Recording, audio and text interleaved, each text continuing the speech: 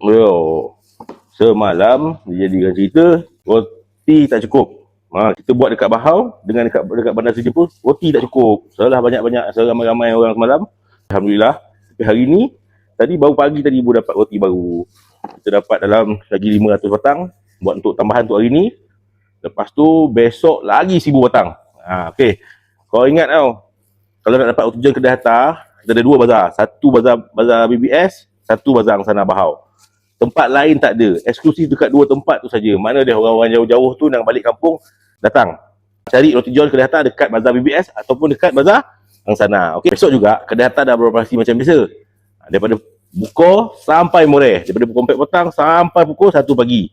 Macam-macam menu, ada tambahan menu lain.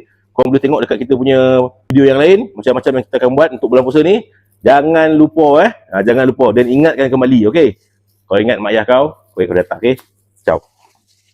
Restoran Hatta di Bahau. Restoran Hatta di Bahau.